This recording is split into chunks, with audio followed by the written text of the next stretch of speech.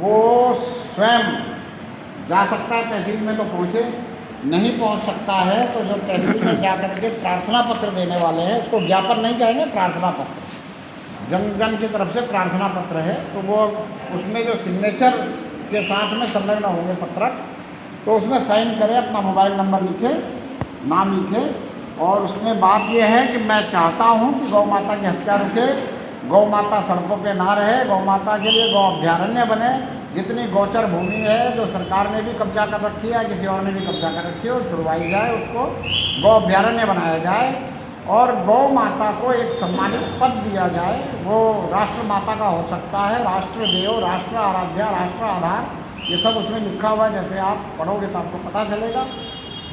इतना सा अगर हमारे करने से गौ माता सुरक्षित हो जाती है तो हमें अपने सिग्नेचर करने और लोगों से करवानी चाहिए। परसों एक वीडियो आया योगी जी का कि अगर 100 करोड़ जनता चाहे तो इस भारत में सब कुछ बदल सकता है, तो 100 करोड़ जनता का सिग्नेचर होना है, तो उसमें प्रत्येक व्यक्ति, एक लास्ट व्यक्ति जिसको हम कुछ नहीं समझते, जो वोट देने का अधिकार रखता है, जो वोट, एक वोट का राजा है, उससे भी सिग्नेचर लेना होगा। उसकी व्यवस्था हमने सबने अपने आप, अपने व्यवस्था से करनी है, अपने प्रबंधन से करना है। फिर भी उसमें संतों ने बनाई है टीम। अब संतों के पास जो टीम थी वो गौ रक्षकों की और गौशालाओं की थी प्रथम दृष्टा, गौ के लिए जो कर रहे हैं। तो गौशाला में से कोई आपके बुरहानपुर तहसील का प्रभारी बना दिया, कोई जिला का प्रभारी बना दिया, कोई गौ रक्षक वैसे प्रभारी बना दिया, जैसे आपको पता ही है। तो अब जिनको संतों ने मनोनीत कर दिया है, उन्हीं के साथ मिल करके और हमें ये कार्य सुचारू रूप से करके गौ माता को सेवा, सुरक्षा और सम्मान दिलवाना। बस इतनी सी निवेदन, इतनी सी विनती करने के लिए मैं आप तक पहुंचा हूं। और इसके बाद एक बात छोटी सी और बता दूं कि हमारे यहाँ लोगों का कहना है कि गाय तो कटती है, लेकिन हम सब भारतवासी जो सनातनी हैं, इनके भी कटने के दिन दूर नहीं है। तो इसके लिए भी कुछ कानून बनना चाहिए। तो एक बार अगर हमने गौ माता को बचा लिया तो सब कुछ हो जाएगा। गौ माता के कारण हमारे पूर्वज संपन्न थे। हमारा भारत कृषि प्रधान देश, गाँवों का देश, और हमारे भारत में गौ को गौधन कहा गया और विश्व में कहीं नहीं कहा गया।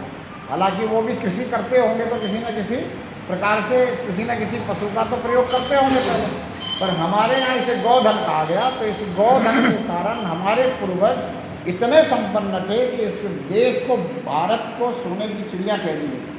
तो अगर आज भी हम ये प्रयास करके इस गौधन को बचा लें तो हमारा भारत पुनः संपन्न हो सकता है। और एक बार अगर जन जन को ये पता चल गया अपने अधिकार का कि हम एकत्र होकर के कानून ही सिर्फ बनवाना, इतने में सब कुछ बदल जाएगा। हमें कोई लड़ाई नहीं लड़नी, हमें किसी को कुछ इधर उधर नहीं कहना, हमें किसी पार्टी से, किसी सरकार से कुछ नहीं कहना, हमें किसी से कुछ नहीं कहना, सिर्फ प्रार्थना करना प्रेम पूर्वक। और अगर जनता एकत्र होकर प्रार्थना करे तो बात बन जाती है। तो इसमें आप लोग जो भी कर सकते हो, जैसे जनमत संग्रह बना सकते हो, जितने लोगों को जोड़ सकते हो, भारत के अगर अंतिम व्यक्ति तक को जोड़ करके, और जो भी चाहता है, आप अगर सिग्नेचर अपने करवा करके लोगों से और लोगों से भी करवा करके प्रस्तुत कर दें तहसील में, तो मुझे लगता है कि 27 अक्टूबर को बात बन जाएगी। नहीं बनेगी तो फिर 27 जुलाई का समय दिया हुआ है, 27 अप्रैल के बाद, कि 27 जुलाई को अगर तहसील में एसडीएम को, पहले तो एसडीएम को ही देना, जिला कलेक्टर को नहीं।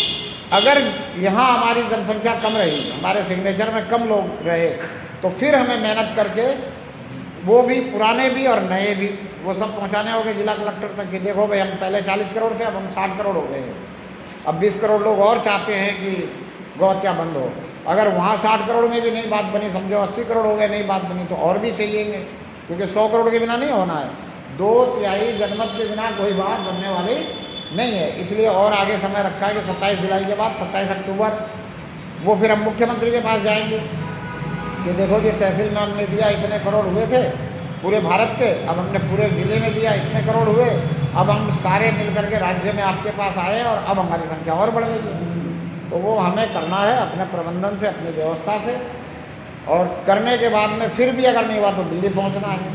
और अगर संतों का कहना है कि जनमत अगर नहीं बना तो जो लोग लगे हैं इसमें, जो स्वेच्छा से आएंगे, वो 5 महीना वहाँ धरना देंगे, बैठेंगे। वो धरना मतलब उसको धरना भी नहीं कहेंगे, प्रार्थना के लिए बैठेंगे और वहाँ संकीर्तन करेंगे। अब उसमें व्यवस्था बनाई है कि 7 जिलों से 7 दिन के लिए लोग आएंगे, फिर वो वापस चले जाएंगे, फिर दूसरे 7 जिले से आएंगे, फिर वो वापस चले जाएंगे, फिर दूसरे 7 जिलों से आएंगे।